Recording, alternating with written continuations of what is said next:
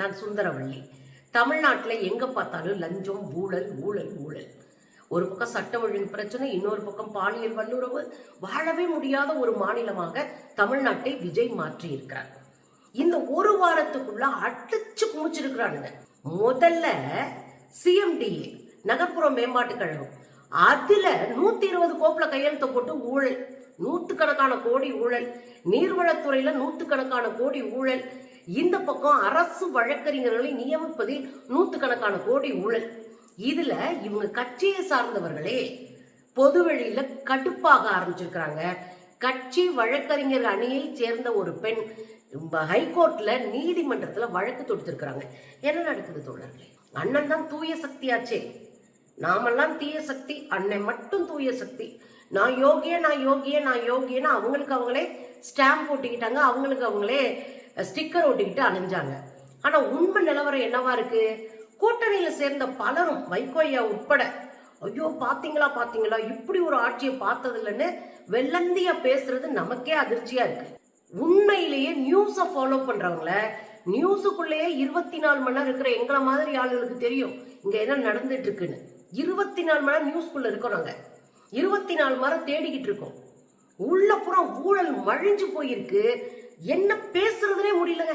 எல்லா துறைகளிலும் சிதைக்கப்பட்டிருக்கு தமிழ்நாடு. இந்த லட்சணத்துல அண்ணன் விஜய் ஒரு டயலாக் அடிப்பார், மக்கள் பைசாவை, ஒரு பைசாவை நான் தொட மாட்டேன், யாரையும் தொடவும் விட மாட்டேன், தொட்டவங்களையும் விட மாட்டேன். இந்த சினிமாவில் வர பஞ்ச் டைலாக் மட்டும் பளிச்சுன்னு அண்ணே மனப்பாடம் பண்ணி நல்ல ஏத்த இறக்கமா ஒப்பிச்சிருவார். ஆனா உண்மை நிலவரம் வேறையா இருக்கு. முதல்ல ஒரு தனி ரெஜிமெண்ட் ஆரம்பிக்கணும் அண்ணே. உங்க கட்சிக்குள்ள நடக்கிற பாலியல் வல்லுறவை தட்டி கேட்க, அதோட உங்க கட்சி ஆளுகளால மக்களுக்கு நடக்கிற பாலியல் வல்லுறவை தட்டி கேட்க, கஞ்சா விற்கிறான்ல உங்க கட்சிக்காரன் அவனை தட்டி கேட்க, திருடுறான்ல கொள்ளையடிக்கிறான்ல உங்க கட்சிக்காரன் அவனை தட்டி கேட்க, இதே மாதிரி லஞ்ச லாபம் சுத்திட்டு இருக்கான்ல உங்க கட்சிக்காரனை தட்டி கேட்க, தெரு தெருவா இருக்கிற முதலாளிகளை பார்த்து மிரட்டி எம்எல்ஏ காசு கேட்டாரு, மாவட்ட தலைவர் காசு கேட்டாரு, செயலாளர் காசு கேட்டாருன்னு அள்ளி புடுங்குறாங்கல்ல. இதுங்க எல்லாத்தையும் ஒழுங்குபடுத்துறதுக்கு தனியாக ஒரு காவல் துறையவே ஆரம்பிக்கணும். அவ்வளவு ஊழல் மலிஞ்சு போயிருக்கு. நம்ம ஏற்கனவே ரொம்ப விலாவாரியா பேசியிருந்தோம் சிஎம்டிஏ ஊழல், அதாவது நகர்ப்புற வளர்ச்சி மேம்பாட்டு கழகம். இது என்னடா அப்படின்னா, வீடு கட்டி எல்லாருக்கும் வாடகை விடுவாங்க, விற்பாங்க, இதெல்லாம் செய்யற ஒரு அமைப்பு. இதுல ஒரே நாள்ல ஒரு 3 நாளைக்குள்ள 120 ஃபைல்ல கையெழுத்து போட்டிருக்காரு. யாரு? ஆதவர்ஜுனா. 120 ஃபைல்ல. அதுல வாங்கப்பட்ட லஞ்சம் மட்டும் 100 சில்லற கோடி. ஒரே ஒரு 3 நாளுக்குள்ள 120 ஃபைல்ல கையெழுத்த போட்டு பேரம் பேசி அப்படியே கல்லா கட்டி உட்கார்ந்து இருக்காங்க. கல்லாப்பட்டிக்காரங்க, கல்லாப்பட்டி கூட்டணிக்காரனுங்க. புரியுதுங்களா உங்களுக்கு?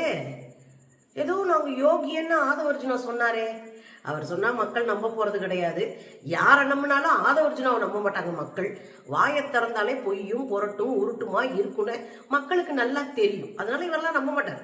ஆனா பாருங்க, எவ்வளவு பெரிய ஊழலை பண்ணிட்டு நான் பெரிய ஆளுன்னு நெஞ்ச நிமிஷம் நிக்கிறாப்புல, சிக்கி சீரழிஞ்சிருக்காப்புல. 3 நாள்ல 100 கோடிக்கும் மேல ஊழல் செய்து. இது ஒரு பக்கம் இருக்குங்க. இன்னொரு பக்கம் நீர்வளத்துறையில நடந்த ஊழல். இது புஷி ஆனந்த் பண்றார். நீர்வளத்துறையில நடந்த ஊழல், நீர்வளத்துறை புஷி ஆனந்த் கையில இருக்கு. ப்ரீ மான்சூன் கொஞ்சம் வேலைகள்லாம் நடக்கும். ப்ரீ மான்சூன் என்ன? மழை காலம் வர்றதுக்கு முன்னாடியே சில முன்னேற்பாடுகளை செய்யறதுக்கான வேலைகள். மழை வந்த பிறகு மாட்டிக்க கூடாதுன்றதுக்காக முன்னேற்பாடுகள் செய்வாங்க. அதுல சின்ன சின்ன வேலைகள் நடக்கும். சில ரோடுகளை சரி பண்றது, சில இடங்கள்ல தடுப்பு சுவர்களை அமைப்பது, சில இடங்கள்ல பாதாளத்தை தோன்றது, சாக்கடைகளை தோண்டி எடுத்து சுத்தப்படுத்துறது, இது மாதிரி சின்ன சின்ன வேலைகள் இருக்கும். இந்த வேலைகளை எல்லாம் ஏற்கனவே கான்ட்ராக்ட் எடுத்து செஞ்சிட்டு இருக்கிறவங்களுக்கு கொடுப்பாங்க. இது ஒண்ணு தனியா டெண்டர் எடுத்து செய்ய வேண்டிய பெரிய பெரிய வேலைலாம் இல்லை, குட்டி குட்டி வேலை. சின்ன சின்ன வேலைகளை அங்கங்க செய்ய சொல்லுவாங்க. நீங்க அந்த பில் இருந்துச்சு, கான்ட்ராக்ட் எடுத்திருக்கீங்கன்னு சொன்னா உங்களுக்கு கிடைச்சிடும். இதுல ஆல்ரெடி கான்ட்ராக்ட் எடுத்தவனுக்கு 3%, கொஞ்சம் பெரிய வேலையை கையில் எடுத்தா 10%ன்னு கல்லா கட்டிட்டு உட்காந்துருக்குங்க புஷி ஆனந்த். நீர்வளத்துறைக்குள்ள இந்த வலை வெள்ளத்துல இருந்து மக்களை எப்படி காப்பாத்தலாம் அப்படின்னு உட்கார்ந்து யோசிச்சு திட்டம் போட்டா, இதுங்க அதுல 10%, 3%ன்னு கல்லா கட்டிட்டு உட்கார்ந்துருக்காரு. யாரு? புஷி ஆனந்த். வகையா அதுலயும் சிக்கி இருக்கிறாங்க. இன்னொரு பெரிய ஊழல் என்ன தெரியுங்களா? அரசு வழக்கறிஞர் நியமனம். அரசு வழக்கறிஞர்கள் ஏன் நியமிக்க போறாங்க சொல்லுங்க? ஒரு ஏழை எளிய மக்கள், விளிம்புநிலை மக்கள், ஒரு பெரிய அதிகார வர்க்கத்தால் சுரண்டப்படும் மக்கள், இவங்கெல்லாம் கோர்ட்டுக்கு போகும்போது அரசு சார்பாகவே ஒரு வழக்கறிஞர் நின்று அவங்களுக்காக சப்போர்ட் பண்ணி பேசணும், அவங்களுக்காக வாதாடணும். அதுக்கு தான் அரசு வழக்கறிஞர்கள். இது பல்வேறு துறைகள் இருக்கு, நிலம் இது சம்பந்தமா அது சம்பந்தமா பல்வேறு துறைகள்ல இந்த வழக்கறிஞர்கள் இருப்பாங்க. இந்த வழக்கறிஞர்கள் நியமனம் ரொம்ப முக்கியமானது. நீதிமன்றத்துல நீதியை நிலைநாட்டுவதற்கான ஒரு அமைப்பு தான் இந்த அரசு வழக்கறிஞர்கள். அவங்க நின்று போராடி சம்பந்தப்பட்டவங்களுக்கான நீதியை பெற்று தரணும். அரசு தரப்புல நின்று அவங்க விஷயத்தை வந்து எஸ்டாப்ளிஷ் பண்ணி அவங்க பக்கத்துல ஸ்ட்ராங்கா நின்று அரசுக்கு நியாயம் வாங்கி தரணும். இதுதான் இவங்களுடைய வேலை. இந்த அரசு வழக்கறிஞர்களை யாரு நியமிக்கிறாங்க தெரியுமா உங்களுக்கு? மாவட்ட செயலாளர்கள். யாரு?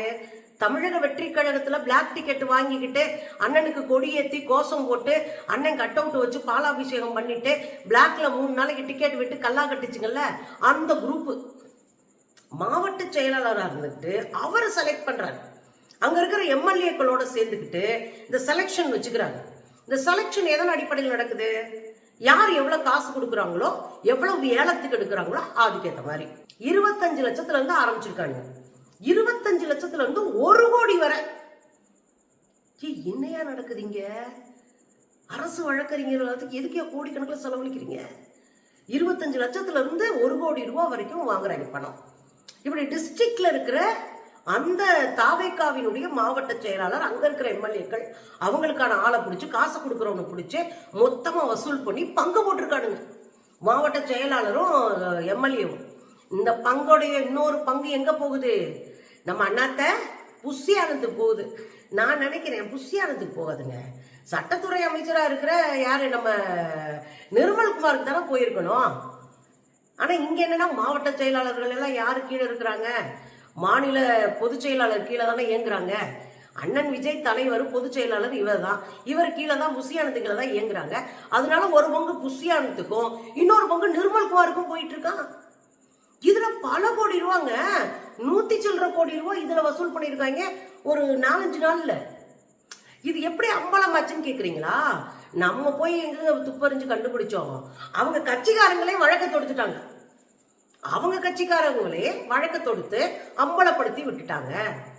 அவங்க கட்சியில இருக்கிற ஒரு பெண், அவங்க தலித் சமூகத்தை சேர்ந்த ஒரு பெண், அவங்க தான் மதுரை மாநாட்டுக்கே பர்மிஷன் வாங்கி கொடுத்தவங்க. அவங்க பேரு ஞான சௌந்தரி. அவங்க ஒரு பிஏபிஎல் வழக்கறிஞர் அணியை சேர்ந்தவர். ரொம்ப நாளா அவங்க கேட்டுக்கிட்டே இருக்கிறாங்க. இந்த இவ்வளோ வேலை பார்த்துருக்குறாங்க, கட்சிக்குள்ள இருக்கிறாங்க, களம் கட்டுறாங்க, இவ்வளோ வேலை பார்த்துட்டு அந்த பொண்ணு கேட்குறாங்க, நான் வேலை பார்க்குறேன், நம்ம கட்சி வந்தா அண்ணன் முதலமைச்சராக வந்தா நாங்கெல்லாம் நல்லபடியாயிருவோம்னு நம்புறோம். நீங்க தான் முதலமைச்சர் தான், அண்ணன் விஜய் தான் தலித்துகளினுடைய காவலனாச்சே, அதனால அவர் கட்டாயம் எங்களுக்கு ஏதாவது செய்வாருன்னு நம்பணும். கடைசியில் என்ன ஆகி போச்சு? மாவட்ட செயலாளரும் எம்எல்ஏக்களும் கடைசி வரை எனக்கு தர்றேன்னு சொல்லிட்டு சம்பந்தமே இல்லாத வெளி கட்சியிலிருந்து வந்தவங்க, அனுபவமே இல்லாதவர்கள், ஒரு கட்ட பஞ்சாயத்து போலீஸ் ஸ்டேஷன்ல பண்ணிட்டு இருந்த வழக்கறிஞர்கள் அத்தனை பேரையும் தூசி தட்டி காசை வாங்கிட்டு கொண்டு வந்து அரசு வழக்கறிஞர்கள்லாம் போட்டாங்கன்னு உயர் நீதிமன்றத்தில் வழக்கு தொடுத்திருக்காங்க. இவங்க விழுப்புரத்துக்காரங்க. உயர் நீதிமன்றத்துல வழக்கு தொடுத்திருக்கிறாங்க. அவங்க இந்த வழக்கை சிபிஐ விசாரிக்கணும்னு ஒரு கோரிக்கையும் வச்சிருக்காங்க. இதுதான் என்ன டவுசர் கிழிஞ்சு போச்சுன்னு சொல்லுவாங்களா அந்த தருணம். ஏற்கனவே அடின்னு அடிச்சுக்கிட்டு இருக்கோம். அண்ணன் விஜய் வாயை திறக்கவே மாட்டாரு. காரணம், திறந்தா சிக்கிடுவாரு. இவ்வளவு லஞ்ச ஊழல் நடந்துகிட்டு இருக்கும். ஒரு பெண் நீதிமன்றம் போயிருக்கிறாங்க. உங்களுடைய அட்ராசிட்டி அத்தனையும், நீங்க 5 ரூபா 10 ரூபான்னு வாங்கி திண்ட அத்தனையும் கொண்டு போய் மொத்தமா ஆதாரத்தோட ஒரு வழக்கு தொடுத்து விட்டாங்க. இப்ப இவங்களுக்கு வழக்கு ஆடுறாரு இல்லையா, அந்த வழக்கறிஞர் ரமேஷ் மணிகண்டன் ஒருத்தர், அவரும் தாவேக்காரர் தான். இவங்களுக்காக வழக்காடுறாருல அந்த ரமேஷ் மணிகண்டனும் தாவேக்காரர் தான், தாவேக்கா உறுப்பினர் தான். அவர் தான் ஒரு வீடியோ போடுறாரு. இங்க பாருங்க, இது எவ்வளவு முக்கியமான ஒரு பதவி, எவ்வளவு அனுபவம் வேணும். அரசு சார்பா வருகிற வழக்குகளை இவங்க தான் பார்க்கணும்.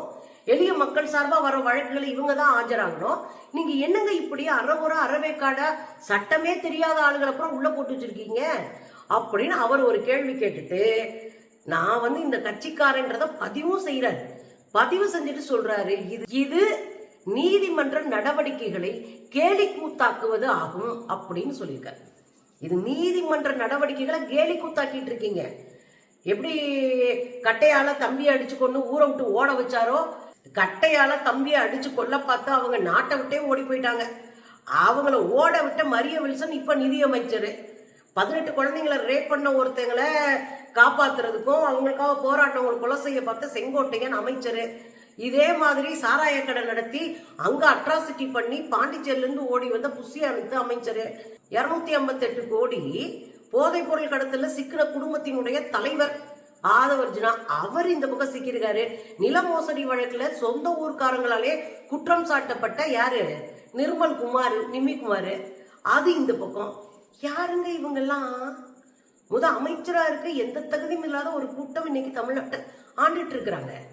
அத்தனை ஊழல், அத்தனை பொய் புரட்டு ரவுடித்தனம் பண்ண அத்தனை பேரும் அமைச்சர்களா இருக்கிறாங்க. இன்னைக்கு கடைசியில பாத்தீங்கன்னா இங்க நீதிமன்றத்துல உட்கார்ந்துக்கிட்டு நாங்க நீதிமன்றத்திலயும் நாங்க அரசு வழக்கறிஞரா இருப்போம், நான் தான் 1 கோடி ரூபாய் கொடுத்துட்டேன்னு உட்கார்ந்து இருக்கிறாங்க. காசை வாங்கிக்கிட்டு 25 லட்சத்துல இருந்து 1 கோடி வாங்கிக்கிட்டு போஸ்டிங் போடுறாங்க வழக்கறிஞர்களா அரசு வழக்கறிஞர்களான்னு பார்த்தா ஆடு திருடுனவர் அரசு வழக்கறிஞரா இருக்காரு. திருப்பத்தூர் மாவட்டம் வாணியம்பாடி அஞ்சலான்னு ஒரு அம்மா, அந்த அம்மா ஆடை வளர்த்து தன் குடும்பத்தை காப்பாத்துறாங்க. அவங்க ஒரு கைம்பெண்ணா இருக்காங்க, கணவனை இழந்த ஒரு பெண்ணாக இருக்கிறாங்க. ஆடு வளர்த்து அதுல வர்ற வருமானத்துல தன் குடும்பத்தை பாதுகாக்கிறவங்களா இருக்கிறாங்க. திடீர்னு அவங்க ஆட்டுல ஒரு ஆடை காணாம போச்சு. உடனே அவங்க போய் போலீஸ்ல கம்ப்ளைண்ட் கொடுக்குறாங்க. காவல்துறை சிசிடிவி ஃபுட்டேஜஸ் எல்லாம் செக் பண்ணுது. அப்பதான் பார்த்தா அதுல 2 பேரு கார்ல கடத்திட்டு போறத சிசிடிவி ஃபுட்டேஜ்ல கண்டுபிடிக்கிறாங்க. அது இந்த 2 பேர் யார் அப்படின்னா ஷேக் சுல்தான் ஒருத்தரும் திருமலைன்னு இன்னொருத்தரும். ஆடு களவாணி ஷேக் சுல்தான் இருக்கார் இல்லையா, இவர் தான் திருப்பத்தூர் மாவட்டத்துல சிவில் வழக்குகளை எல்லாம் வாதாடக்கூடிய முதன்மை வழக்கறிஞர்களா நியமிக்கப்பட்டிருக்கிறாங்க, அரசு வழக்கறிஞரா நியமிக்கப்பட்டிருக்கிறாங்க. என்ன கொடுமைன்னு பாருங்க. ஆடு களவாண்டே ஒருத்தன் அரசு வழக்கறிஞர்கள் ஆயிட்டான். என்னங்க நடக்குது தமிழ்நாட்டுல? எல்லா பக்கத்துலயும் லஞ்சம் லாவணியம் தலைவிரிச்சாடுது. ஆனா கொஞ்சம் கூட கூச்சம் இல்லாம நாங்க அவங்களுக்கு சப்போர்ட் பண்றோன்ற பேர்ல இப்படி ஒரு ஆட்சியை பார்த்ததே இல்லைன்னு பொய் சொல்றவங்களுக்கு தயவு செய்து இந்த செய்தியை அனுப்புங்க.